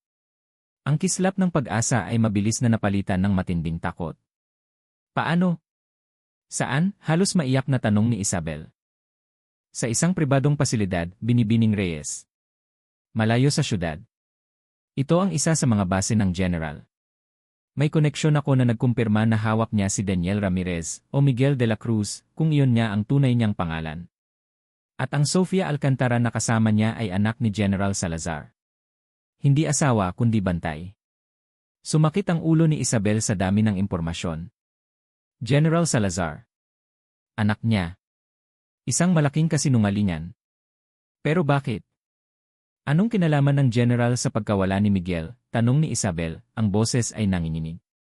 Mukhang may malaking sikreto si General Salazar, Binibining Reyes. At si Miguel marahil ay nakita niya ang isang bagay na hindi dapat makita. Ang amnesia niya, ang bagong identidad planado ang lahat. Naramdaman ni Isabel ang galit na kumukulo sa kanyang dibdib. Pinatay niya ang asawa niya. Kinulong siya. Inalisan ang alaala. At ngayon, ginagamit pa. Biglang nagring ang kanyang cellphone. Isang unknown number. Nag-aalangan si Isabel na sagutin, ngunit sa loob niya ay may nag-udyok sa kanya. Marahil ay si Detective Mateo muli. Sinagot niya. Isabel Reyes. Isang boses ng lalaki, matalim at puno ng kapangyarihan. Ako si General Antonio Salazar. Nanlamig ang buong katawan ni Isabel. Parang yelo ang kanyang dugo. Ito ang lalaki na pinag-uusapan nila. Napakalakas ng loob mo, Binibining Reyes, na panghimasukan ang mga bagay na hindi mo dapat pinakikialaman. Patuloy ng General, walang emosyon ang boses, ngunit may matinding pagbabanta. Alam kong hinahanap mo ang asawa mo. Si Miguel de la Cruz. Alam ko rin na pinapakialaman mo ang anak ko, si Sofia. Kinagat ni Isabel ang kanyang labi. Walang boses na lumabas sa kanyang lalamunan. Narinig ko na bumabalik na ang alaala ni Miguel, sabi ng General. Iyan ang nagbigay sa akin ng sakit ng ulo. Pero may mas laking sakit ng ulo na ibibigay ako sa iyo kung hindi ka titigil. Anong ibig mong sabihin? Tanong ni Isabel, ang boses ay nanginginig. May isang bagay na napakahalaga sa iyo, hindi ba, Binibining Reyes? Isang bagay na kailangan mong protektahan ng higit sa buhay mo. Nag-iba ang tono ng General. Naging mabagal, mas mapanganib. Ang anak mo. Si Maya. Parang may sumuntok kay Isabel sa sikmura. Si Maya. Nakita ko ang larawan niya. Ang ganda. Napaka-inosente. Sayang naman kung may mangyayaring masama sa kanya, hindi ba? Napaupo si Isabel. Nanginginig ang kanyang mga tuhod. Puno ng takot ang kanyang puso. Si Maya. Ang kanyang anak. Ang tanging dahilan niya para mabuhay. Wala kang karapatang idamay ang anak ko, sigaw ni Isabel, ang kanyang boses ay puno ng galit at peghati. Nagtawa ang General. Isang tuyo, nakakatakot na tawa. Kung gusto mong ligtas ang anak mo, Isabel Reyes, tigilan mo ang lahat ng paghahanap. Kalimutan mo si Miguel de la Cruz. Iwanan mo si Daniel Ramirez. Kalimutan mo ang lahat ng nalaman mo. Kung hindi, hindi lang si Miguel ang mawawala sa iyo. Dahil ang buhay ni Maya ay nasa kamay ko. Isang linggo. Kung sa loob ng isang linggo ay wala pa akong narinig na tumigil ka na, may ipapadala ako sa iyo na magpapatunay na seryoso ako. Pag-isipan mo. Mag-ingat ka. Ibaba ni General Salazar ang tawag. Nanatili si Isabel sa posisyon niya, nakaupo sa sahig, nanginginig. Ang telepono ay nahulog mula sa kanyang kamay, lumapat sa sahig. Si Maya. Ang banta kay Maya. Ito na ang pinakamalaking pagsubok sa kanyang buhay. Ang pinakamalaking desisyon. Kaligtasan ni Maya. O ang katotohanan. Ang pagmamahal kay Miguel. Naramdaman niya ang matinding kawalan ng pag-asa. Walang laban. Paano siya lalaban sa isang tao na may ganoong kapangyarihan? Ganoong kalupit. Kaya niyang gawin ang banta niya. Alam niya. Nang dumating si Ate Elena, nakita niya si Isabel na nakaupo pa rin sa sahig, nakatulala, luhaan. Agad siyang lumapit at niyakap ang kaibigan. Isay, anong nangyari? Si General Salazar, ate, bulong ni Isabel, ang kanyang boses ay halos hindi na marinig. Tinawagan niya ako. Binantaan niya si Maya. Nanlaki ang mga mata ni Elena. Niyakap niya ng mas mahigpit si Isabel. Si Maya. Hindi. Walang karapatan ang halimaw na yon.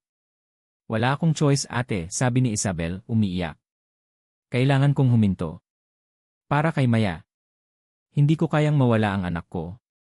Ano ka ba, Isay, sabi ni Elena, hinawakan ang magkabilang pisngi ni Isabel, pilit na pinatingin sa kanya. Hindi ka susuko. Hindi mo pwedeng sukuan ang asawa mo. At lalong hindi mo pwedeng hayaang manalo ang halimaw na yan. Isipin mo si Miguel. Kung alam niyang ginawa mo to para sa kanya, matutuwa ba siya? Isipin mo si Maya. Gusto ba niyang lumaki na hindi alam ang katotohanan tungkol sa ama niya? Pero ate, paano? Hindi ko alam, Isay. Pero may paraan. Tandaan mo ang lahat ng pinagdaanan mo. Ang pagkawala ni Miguel. Ang pagpapalaki kay Maya ng mag-isa. Lahat yan, nalampasan mo. Malakas ka, Isay. Isang leon ka. Para sa anak mo at para sa pag-ibig mo, lalaban ka. Ang mga salita ni Elena ay tumagos sa puso ni Isabel. Malakas siya. Para kay Maya. Para kay Miguel. Ang kanyang puso ay unti-unting napuno ng galit. Galit sa general. Galit sa kasinungalingan. Kasabay nito, sa isang madilim na pasilidad, nakagapos si Miguel. Ang mga alaala ay bumalik ng buo. Ang lahat ng detalye. Ang mga papeles na nakita niya. Ang mukha ni General Salazar. At ang kasinungalingan. Ngunit may isang bagay na pilit niyang inaalala. Ang isang maliit na VSC drive.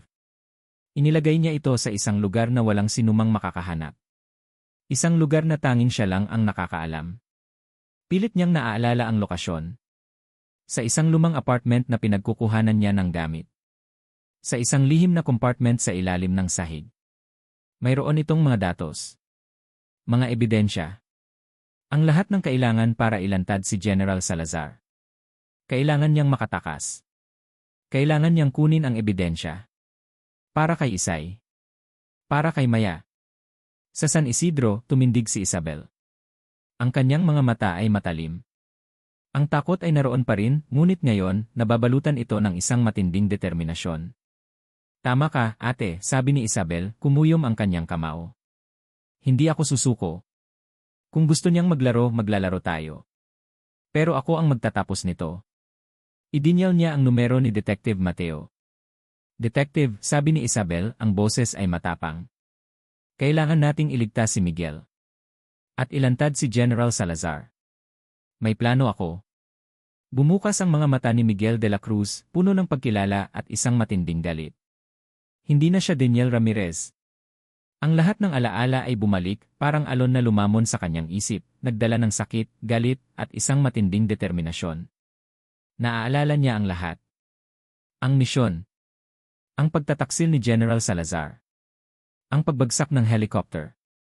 Ang paggising niya sa isang madilim na silid, ang mga doktor na nagbibigay sa kanya ng kung anong gamot, at ang unti-unting pagkawala ng kanyang sarili. Naaalala niya ang kanyang Isay. Ang kanyang Maya. Mga demonyo kayo, bulong ni Miguel, habang pinipilit na tanggalin ang mga lubid na nakatali sa kanyang mga kamay. Nandoon pa rin siya sa basement ng pribadong pasilidad ni General Salazar, kung saan siya ikinulong matapos niyang itago ang ebidensya. Ang balikat niya ay masakit, ang kanyang katawan ay matagal nang hindi sanay sa labanan, ngunit ang isip niya ay matalas, puno ng pamilyar na instinto ng isang sundalo. Ang mga gwardiya. Nakita niya ang sistema ng pagpapalit ng gwardiya. Alam niya ang mga bulag na spot, alam niya ang mga paraan para makatakas. 5 taon na siyang walang pagsasanay, ngunit ang muscle memory ay naroon pa rin. Ang utak niya ay nagbibigay ng utos at ang katawan niya ay sumusunod. Ilang minuto ng pilit na paggalaw at nagawa niyang paluwagin ang tali sa kanyang pulso. Nanginginig ang kanyang mga kamay, ngunit patuloy siya. Hindi niya hahayaang makulong siya muli. Hindi na siya isang walang alaala na Daniel Ramirez. Siya si Miguel de la Cruz, isang sundalong may pamilyang dapat protektahan. Nang makakita siya ng pagkakataon, nang lumabas ang mga gwardiya para magpalit, mabilis na kumilos si Miguel. Tinadyakan niya ang pinto. Hindi ito buong bumukas, ngunit sapat na para makadaan siya. Sumugod siya sa labas, tumakbo sa madilim na pasilidad, nagtatago sa mga anino. Ang bawat hakbang ay may sakit. Ang bawat pagliko ay nagdadala ng kaba. Ngunit ang iniisip niya ay ang mukha ni Isay. Ang ngiti ni Maya. Sila ang kanyang lakas. Nakarating siya sa likod ng pasilidad. Mayroong mataas na bakod. Ngunit sa kanyang mga mata, ito ay isang hamon. Umakyat siya, gamit ang kanyang mga kamay at paa, na tila dati na niyang ginagawa. Ang mga barbed wire ay humaplos sa kanyang balat, ngunit hindi niya pinansin. Kailangan niyang makalabas. Nang makatalon siya sa kabilang panig, tumakbo siya palayo sa pasilidad, diretsyo sa madilim na kagubatan. Narinig niya ang mga tunog ng alarm. Ang mga sigaw ng mga gwardiya. Daniel! Habulin siya! Hindi na siya Daniel. Tumakbo si Miguel ng mabilis, hinahabol ang hininga. Ang kanyang mga alaala ay bumalik, at kasama nito ang lokasyon ng pinakamahalagang ebidensya laban kay General Salazar. Ang lumang apartment sa Quiapo. Sa ilalim ng sahig, malapit sa bintana. May isang maliit na BS drive. Nakalagay doon ang lahat ng transaksyon ni Salazar. Ang listahan ng mga inosenteng buhay na kinuha niya. Ang lahat ng kasinungalingan. Iyon ang kanyang misyon. Ang kanyang susunod na hakbang. Kailangan niyang makahanap ng lugar na ligtas. Isang lugar kung saan siya makakakontak kay Isay. Naglakad siya sa gubat sa loob ng ilang oras hanggang sa makita niya ang mga ilaw ng isang maliit na bayan. Naghanap siya ng isang convenience store. Kumuha siya ng isang prepaid SIM card at isang cheap na cellphone. Kinuha niya ang folder na binigay ni Sofia mula sa kanyang bag, hindi niya makakalimutan si Sofia. Ang babaeng iyon ay bahagi ng kasinungalingan, ngunit siya rin ang nagbukas ng katotohanan. Lumayo si Miguel sa bayan, naghanap ng tahimik na lugar kung saan walang sinumang makakarinig. At doon, idinyal niya ang numero. Ang numero ni Isay. Ang numero na nakabaon sa kanyang puso, kahit pa binusol ng amnesia. Sa kabilang linya, narinig niya ang pagring ng telepono. Bawat ring ay nagpapatindi sa tibok ng kanyang puso. Hello! Isang pamilyar na boses. Isang boses na pinapangarap niya sa loob ng 5 taon. Isay, sabi ni Miguel, nanginginig ang boses. Ako ito. Si Jel. Sa kabilang linya, narinig niya ang malakas na paglanghap ni Isay. Ang tunog ng kanyang pag-iyak. Jel. Buhay ka. Buhay ka talaga. Ang boses ni Isay, puno ng kaligayahan, sakit, at pagkabigla. Naaalala ko na ang lahat, Isay, sabi ni Miguel, ang kanyang sariling mga mata ay lumuluha. Naaalala ko na. Ang lahat. Si Maya, kamusta si Maya? Ayos lang kami, Jel. Ayos lang kami. Pero nasaan ka? Bakit ngayon ka lang, tanong ni Isay, ang boses ay puno ng pighati. Hindi niya kayang ipaliwanag ang lahat sa telepono. Walang oras. Nakatakas ako, sagot ni Miguel. Hawak ako ni General Salazar. Siya ang may pakana ng lahat. Siya ang pumatay sa akin. Siya ang nagkulong sa akin. Siya ang nagbigay sa akin ng amnesia. Narinig niya ang malalim na paglanghap ni Isay. Alam ko, Jel. Nakipag-ugnayan ako kay Detective Mateo. At binantaan ako ni General Salazar. Para kay Maya. Kumuyom ang kamao ni Miguel. Ang galit ay nag-aapoy sa kanyang dibdib. Hindi niya kailangang gawin yan. Isay, pakinggan mo ako. Mayroong akong ebidensya. Kailangan ko itong kunin. Ito ang magpapatunay sa lahat. Ito ang maglalagay sa general sa likod ng rehas. Nasaan ang ebidensya? Tanong ni Isay. Sa lumang apartment ko sa Quiapo. May ES drive sa ilalim ng sahig, malapit sa bintana sa kwarto. Kailangan kong kunin yon. Narinig niya ang mabilis na pag-iisip ni Isay. Delikado yon, Jel. Puno ng tao doon. At alam na ng general na nakatakas ka. Alam ko, sabi ni Miguel. Pero ito lang ang tanging paraan. Hindi ako makakapagpahinga hanggat hindi ko nakukuha ang hustisya. Para sa mga kasamahan ko. Para sa'yo. Para kay Maya. Magkita tayo, Jel, sabi ni Isay. Tulungan kita. Hindi mo ito pwedeng gawin ng mag-isa. Delikado, Isay, sabi ni Miguel. Hindi ko hahayaang mapahamak ka muli, matapang na sagot ni Isay. Magpadala ka ng text message sa akin kung nasaan ka. Bubuo tayo ng plano. Alam ko kung sino ang lalapit. Si Detective Mateo. Naramdaman ni Miguel ang pag-asa. Hindi na siya nag-iisa. Mayroon siyang pamilya na ipaglalaban. Sige, Isay, sabi ni Miguel. Mag-iingat ka. Huwag kang lumabas ng bahay hanggat hindi tayo nagkikita. Pagkatapos ng tawag, napaupo si Miguel. Ang pakiramdam ng kalayaan ay matamis, ngunit ang bigat ng responsibilidad ay mas matindi. Kailangan niyang magplano. Kailangan niyang maging matalino. Hindi lang ito para sa kanya, kundi para sa kanyang kinabukasan, kasama si Isay at Maya. Biglang nag-vibrate ang cellphone ni Miguel. Isang unknown number. Nag-aalangan si Miguel. Hindi niya kilala ang numero. Ngunit may isang pakiramdam na nagsasabi sa kanya na sagutin. Sinagot niya. Jel, bulong ng isang babae sa kabilang linya, ang boses ay nanginginig. Narinig ko ang nangyari. Nakatakas ka. Napakunot ang noo ni Miguel. Si Sofia. Sofia, sabi ni Miguel. Mayroon akong sasabihin sa'yo, patuloy ni Sofia. Hindi ko alam kung anong balak mo. Pero alam kong delikado. Narinig kong nagpaplano ang papa ko. Mayroon siyang backup plan. Kung hindi kanya makuha ng buhay, mayroon siyang sisirain. Mayroon akong impormasyon na makakatulong sa'yo. Pero hindi ko alam kung paano ka makakakuha ng tulong sa akin. Nagbabantay ang papa ko. Pero gusto kitang tulungan. Dahil minahal kita, Daniel. Kahit pa sa kasinungalingan. Nanatiling tahimik si Miguel. Nagulat siya sa sinabi ni Sofia. Isang babaeng parte ng kanyang bilanggo. Ngayon, nag-aalok ng tulong. Ano ang backup plan niya? Tanong ni Miguel, ang kanyang boses ay seryoso. Hindi ko pwedeng sabihin sa iyo sa telepono. Hindi safe. Pero kung kailangan mo ng impormasyon, may isang lumang journal si Papa. Nakatago sa kanyang safe.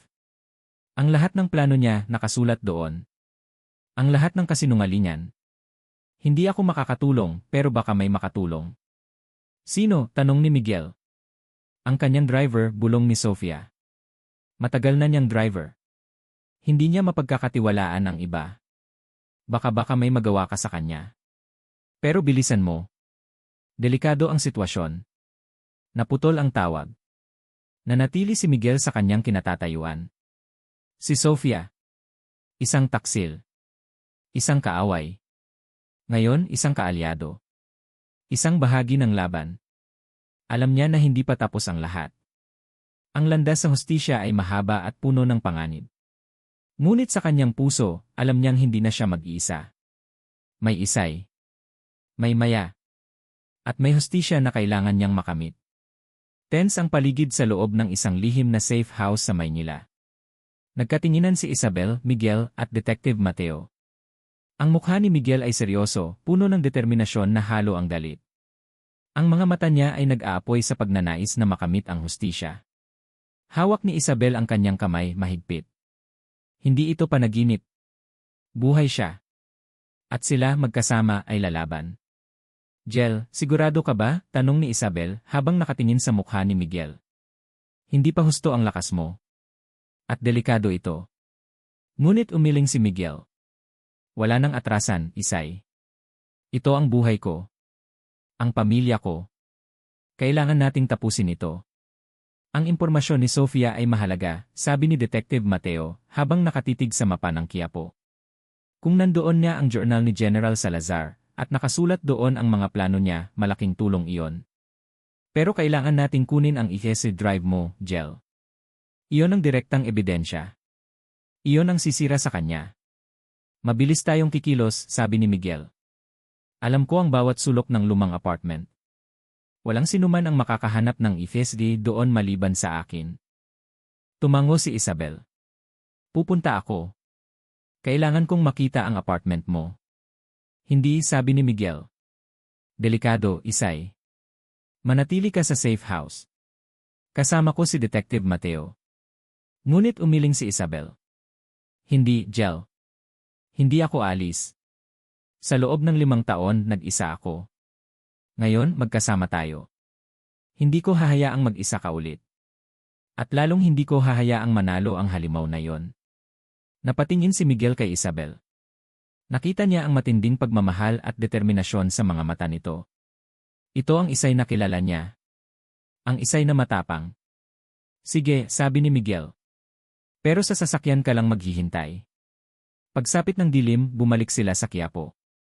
Ang lumang apartment ni Miguel ay nasa gitna ng makipot at mataong eskinita. Amoy pawis, amoy usok ng sasakyan, at amoy nilulutong pagkain ang bumalot sa kanilang pagpasok. Dito ako dati nakatira, Isay, bulong ni Miguel habang naglalakad sila sa hagdan. May bahid ng lungkot ang kanyang boses. Ito ang lugar kung saan niya huling naranasan ang kanyang buhay bago ang lahat ng trahedya.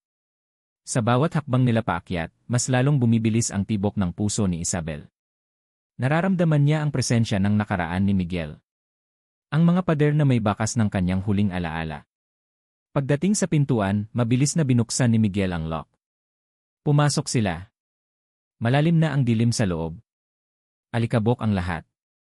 Dito, sabi ni Miguel, lumuhod sa sahig malapit sa bintana. May kakaibang kislap sa kanyang mga mata habang hinahanap ang lihim na compartment. Ito ang kanyang tahanan. Ito ang kanyang nakaraan. Nagsimula siyang hipuin ang kahoy na sahig. Sa isang partikular na lugar, kinalas niya ang isang lumang tabla. Clack!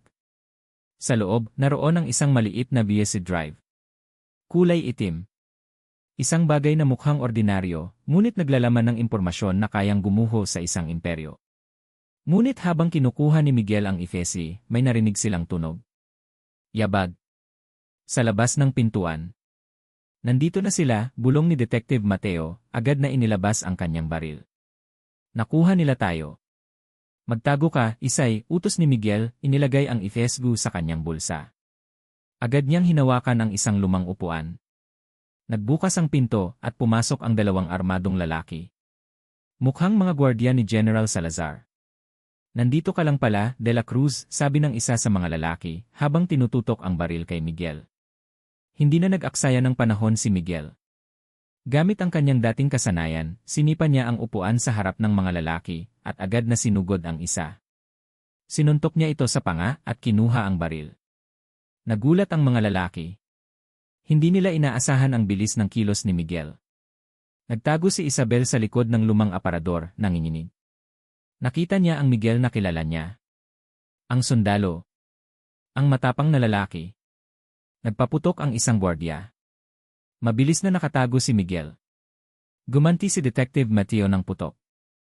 Nagpalitan ng putok sa loob ng maliit na apartment. Kailangan nating umalis, sigaw ni Detective Mateo habang nagpaputok. Isang matalim na tingin ang ibinigay ni Miguel kay Isabel. Takbo! Tumakbo si Miguel patungo sa likod ng apartment, naghanap ng ibang labasan. Sinundan siya ni Detective Mateo. Ngunit ang mga gwardiya ay nakaharang. Wala kang kawala, De La Cruz, sigaw ng isang gwardiya. Hindi niyo ako makukuha ng buhay, sigaw ni Miguel habang lumalaban. Nagkaroon ng suntukan. Gamit ang kanyang mga kasanayan sa close quarters combat, pinabagsak ni Miguel ang dalawang gwardiya. Nang makalabas sila sa apartment, tumakbo sila sa makipot na eskinita. Narinig nila ang tunog ng mga sirena. Hindi na ito mga gwardiya lang. Sumakay na kayo sa kotse, Isay, sigaw ni Detective Mateo habang nagmamaneho siya. Sumakay sila sa kotse ni Detective Mateo. Pinaharurot ni Mateo ang sasakyan, pilit na iniiwan ang mga humahabol sa kanila. Sa Grand Ballroom ng isang marangyang hotel sa Makati, puno ng mga bisita, politiko, at mga miyembro ng media. Isang espesyal na okasyon, isang gala dinner para sa isang charitable foundation na pinamumunuan ni General Antonio Salazar. General Antonio Salazar. Nakaupo si General Salazar sa stage, nakangiti. Ang kanyang mukha ay puno ng pagmamalaki. Nagbibigay siya ng talumpati, pinupuri ang kanyang sarili sa pagtulong sa lipunan. Nasa tabi niya si Sofia, nakasuot ng eleganteng gown, ngunit ang kanyang mga mata ay nananatiling malungkot at puno ng kaba. Ang aking misyon sa buhay ay palaging maglingkod, sabi ni General Salazar, ang kanyang boses ay malakas at malinaw. Mula sa pagiging sundalo hanggang sa pagiging public servant at ngayon, isang pilantropo. Ang layunin ko ay palaging protektahan ang ating bansa. Sa loob, kinukuyom ni General Salazar ang kanyang kamao. Hindi pa rin niya nahahanap si Daniel. Ang Daniel na yon. Ang Miguel de la Cruz. Hindi siya makakapayag na masira ang lahat ng kanyang pinaghirapan dahil sa isang traidor. Alam niyang may tinatago si Miguel. Alam niyang may alam si Miguel. Kailangan niyang hanapin ang lalaki na yon at burahin ang lahat ng bakas niya. At ngayon, mayroon akong isang mahalagang anunsyo, sabi ni General Salazar, ngumiti sa madla. Sofia Alcantara. Nakaupo si Sofia sa tabi ng kanyang ama, pinipilit na ngumiti. Ang kanyang puso ay kumakabog ng malakas. Kanina pa siya kinakabahan. Hindi niya alam kung ano ang gagawin niya. Tinulungan niya si Daniel.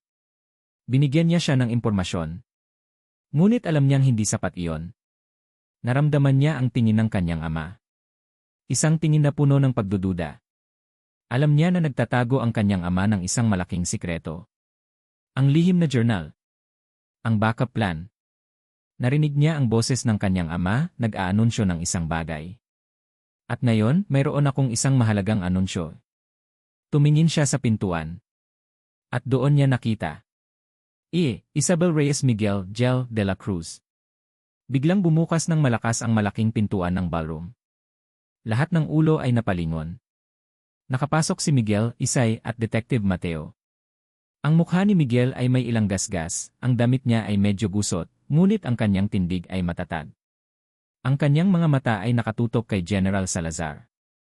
Si Isabel, na nakasuot ng simpleng damit ngunit puno ng dignidad, ay mahigpit na nakakapit sa braso ni Miguel. Ang kanyang mga mata ay puno ng galit sa General. General Antonio Salazar, malakas na sigaw ni Miguel, at nagpatuloy sila sa paglalakad patungo sa stage. Hindi ka isang pilantropo. Isa kang kriminal. Tumindig si General Salazar, ang kanyang mukha ay namutla sa galit. Hindi niya inasahan ito. Sino ka para sumigaw sa aking event? Matalim na tanong ni General Salazar, ngunit ang kanyang boses ay may bahid ng kaba. Guardia! Paalisin ang mga taong yan. Ngunit hinarangan sila ni Detective Mateo. Huwag.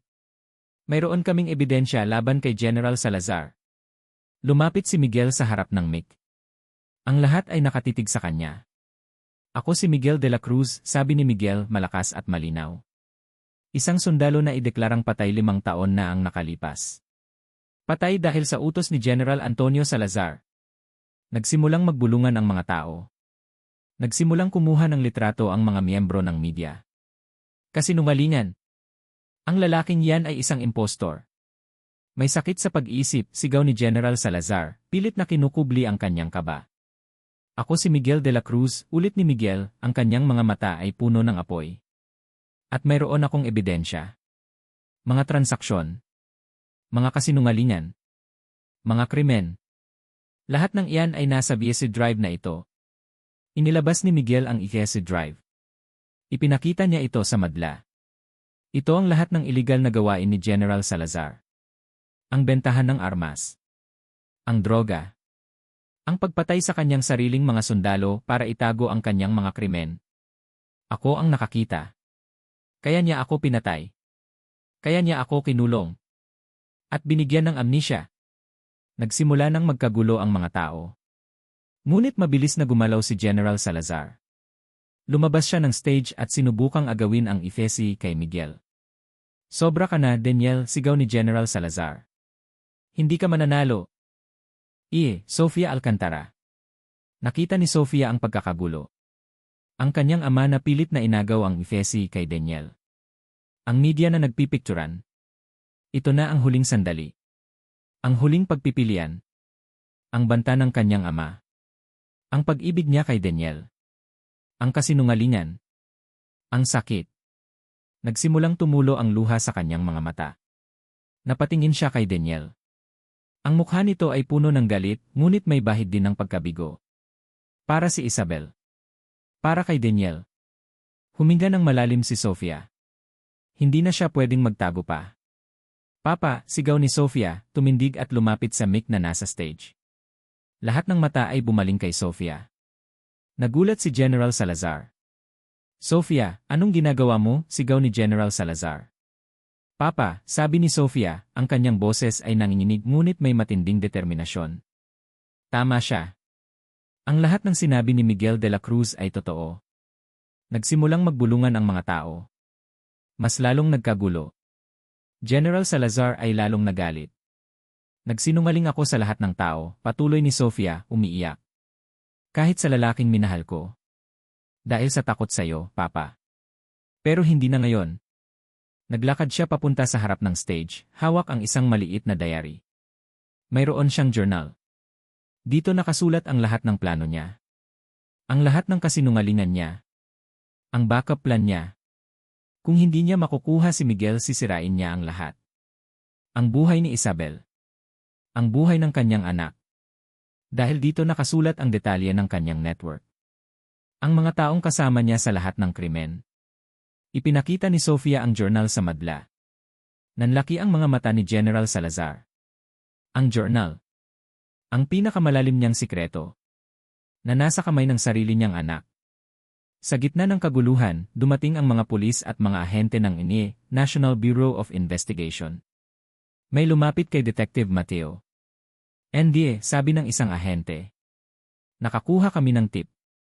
May warrant of arrest para kay General Antonio Salazar. Ang mga ahente ay lumapit kay General Salazar, na ngayon ay halos mamutla na sa galit. Kasinungalingan.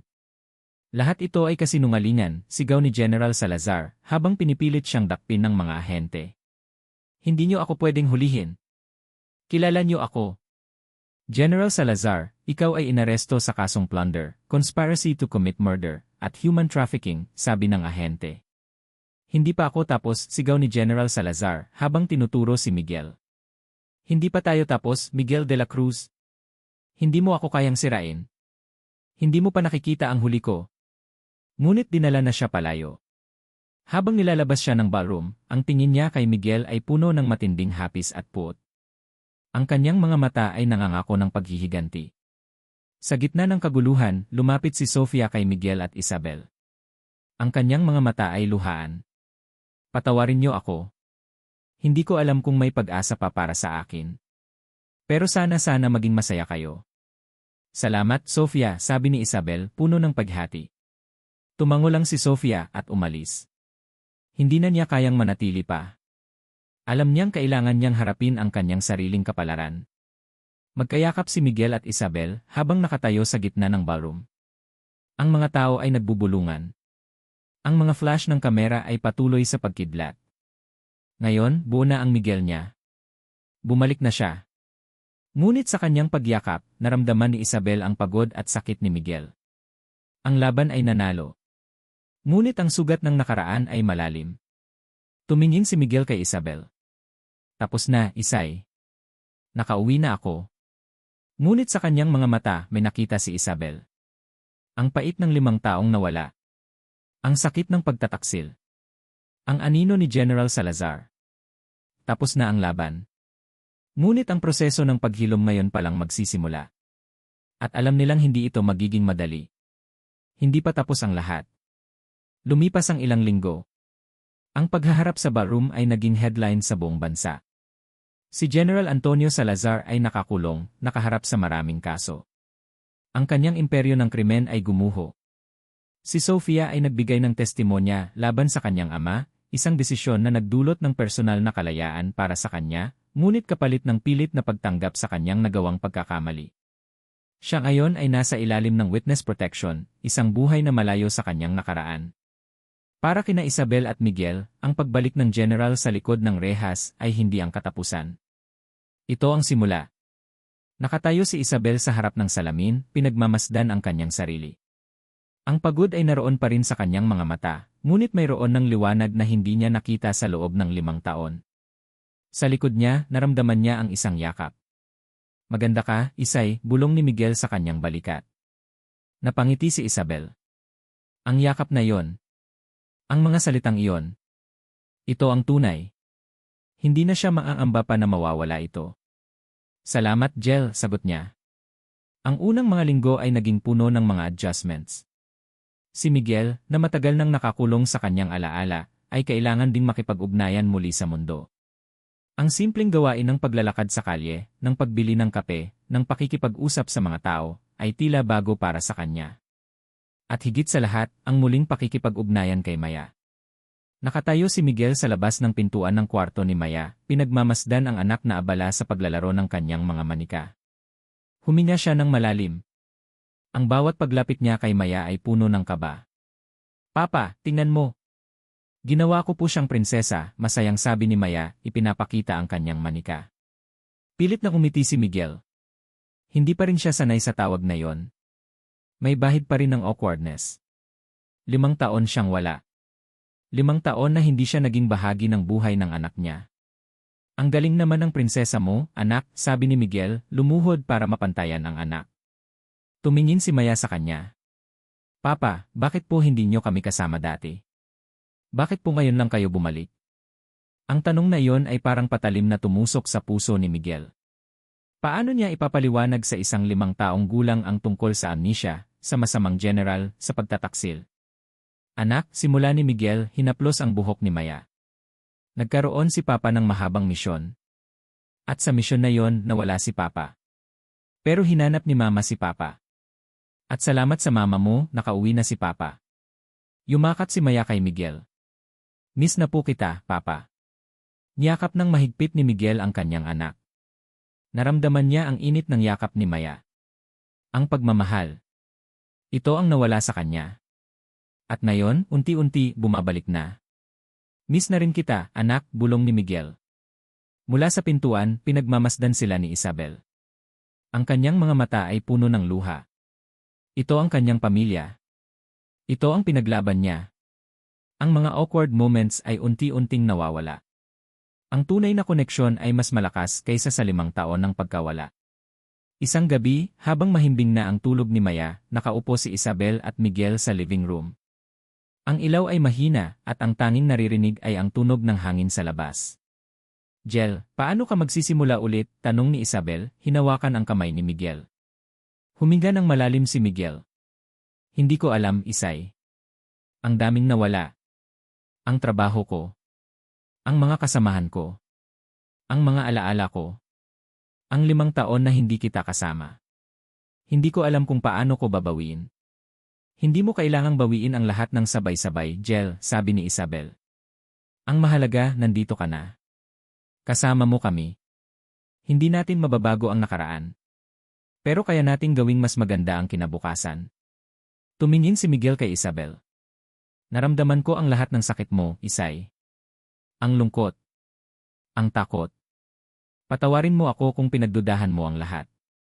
Kung kailangan mong labanan ang buong mundo ng mag-isa. Hindi na mahalaga yan, Jel, sabi ni Isabel, umiling. Ang importante, ang pagmamahal ko sa iyo ay hindi nawala. Kahit anong sakit, kahit anong pagdududa, alam kong mahal kita. At naniniwala akong babalik ka. Niyakap ni Miguel si Isabel ng mahigpit. Ito ang kanyang pamilya. Ito ang kanyang tahanan. Maraming salamat, Isay, bulong ni Miguel. Salamat sa hindi mo pagsuko. Ikaw ang nagbalik sa akin. Magkasama tayo, Jel, sabi ni Isabel. Hindi lang ako. Pati si Maya. Ang pagmamahal natin ito ang pinakamalakas na sandata natin. Pinag-usapan nila ang tungkol sa mga legal na proseso laban kay Salazar. Ang mga testimonya. Ang mga ebidensya. Si Miguel ay handang humarap sa lahat. Hindi na siya magtatago. Hindi na siya magpapanggap. Isang hapon, habang abala si Isabel sa pag-aasikaso ng bahay, may kumatok sa pintuan. Nagulat siya nang makita si Sofia. Nakakasual na damit si Sofia at ang kanyang mukha ay payat at may bahid ng pagod. Ngunit ang kanyang mga mata ay malinaw, walang bahid ng pagmamay-ari o galit.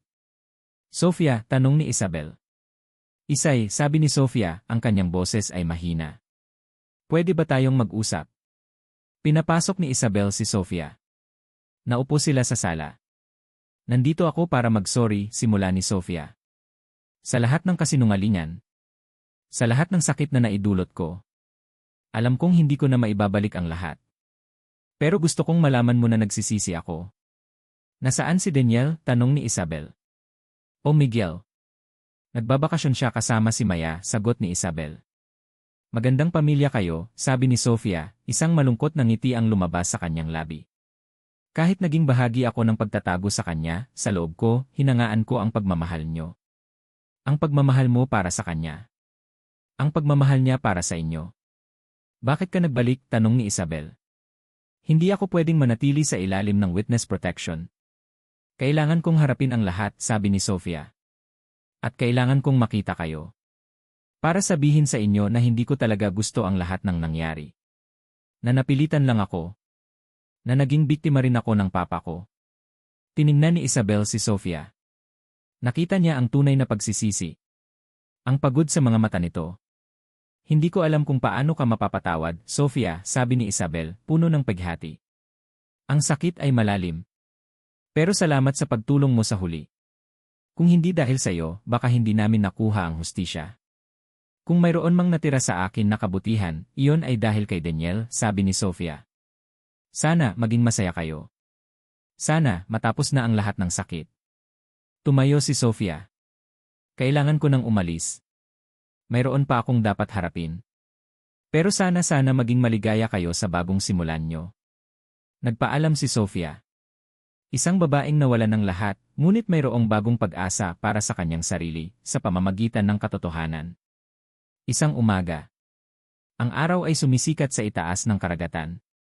Ang hangin ay sariwa, at ang alon ay mahinang humahampas sa dalampasigan ng San Isidro. Naglalakad si Miguel, Isabel at Maya sa tabing dagat. Si Miguel ay hawak ang kamay ni Isabel sa isang banda, at ang kamay ni Maya sa kabilang banda. Ang mukha ni Miguel ay puno ng kapayapaan. Ang mga mata niya ay kumikinang, puno ng pagmamahal. Ito na ang mga matang kinikilala ni Isabel. Ang mga matang pinapangarap niya. Si Maya ay masayang tumatakbo, naghahanap ng seashells. Ngayon, wala ng awkwardness. Ang kanilang pamilya ay buo na. Mama, Papa, tingnan niyo po, sigaw ni Maya, ipinapakita ang isang magandang seashell. Umiti si Isabel at Miguel sa kanilang anak. Ang ganda, anak, sabi ni Isabel. Parang ikaw, anak, sabi ni Miguel, kinuha ang seashell at ipinagpatuloy ang paglakad, kasama ang kanyang pamilya. Tumingin si Isabel sa karagatan. Ang kanilang paglalakbay ay puno ng sakit, pagkawala, at kasinungalingan. Ngunit sa huli, ang pagmamahal ang nanalo. Ang pagmamahal na kayang lumaban sa pinakamadilim na anino. Ang pagmamahal na kayang pagalingin ang pinakamalalim na sugat. Ang pagmamahal na kayang magbigay ng bagong simula. Naramdaman niya ang kamay ni Miguel na mahigpit na humawak sa kanya. Tumingin siya kay Miguel. Nakangiti ito, puno ng pag-asa. Umuwi na tayo, Isay, bulong ni Miguel habang magkasama silang tinitingnan ang malawak na karagatan. Umuwi na tayo. Hindi lang ito pag-uwi sa bahay. Ito ay pag-uwi sa kanilang sarili. Sa kanilang pag-ibig. Sa kanilang pamilya. Isang pag-uwi na puno ng paghilom, pag-asa, at isang bagong simula na itinayo sa pundasyon ng katotohanan at walang hanggang pagmamahalan. Ang araw ay unti-unting lumulubog sa likod ng mga bundok, nagbibigay ng ginintuang kulay sa langit. Isang bagong araw ang magsisimula. Isang bagong kabanata. At ang kanilang pag-ibig, parang ang karagatan, ay walang hanggan at puno ng misteryo at kagandahan. At dito nagtatapos ang kwento ni na Miguel at Isabel, isang paglalakbay na sinubok ng panahon at pagtataksil, ngunit pinatunayan ng walang hanggang pag-ibig. Sa aming minamahal na tagapakinig. Maraming salamat sa inyong pagtangkilik at pagbibigay ng oras upang samahan kami sa bawat kabanata ng kwentong ito. Ang paglalakbay ni na Miguel at Isabel ay hindi lamang basta isang kwento. Ito ay isang salamin ng pag-ibig na lumalaban sa lahat ng pagsubok, isang patunay ng katatagan ng puso ng isang ina, at ang walang katapusang pag-asa na ang katotohanan ay laging mananaig. Habang isinusulat namin ang bawat eksena at bawat dialogo, naramdaman namin ang bawat luha ni Isabel, ang bawat pagkalito ni Miguel, at ang bawat kirot na idinulot ng kanilang nakaraan. Ito ay isang prosesong puno ng damdamin na umaasa kaming narating din ang inyong mga puso. Naway ang kwentong ito ay nag-iwan ng isang mahalagang aral, na ang pagmamahal ay isang puwersang hindi kayang talunin ng sinumang kaaway, gaano man ito kapangyarihan. Na ang pagpapatawad ay mahalaga, hindi lang para sa iba, kundi para din sa sarili. At higit sa lahat, na ang pag-asa ay laging naroon, kahit sa pinakamadilim na panahon, hanggat mayroon tayong ipinaglalaban at minamahal. Muli, taos-puso kaming nagpapasalamat sa inyong walang sawang suporta. Umaasa kaming patuloy niyo kaming sasamahan sa aming susunod na mga kwento. Ibahagi ninyo sa amin ang inyong mga saloobin at damdamin. Ang inyong bawat komento ay mahalaga sa amin. Hanggang sa muli. Kwentong Pusong Sugatan.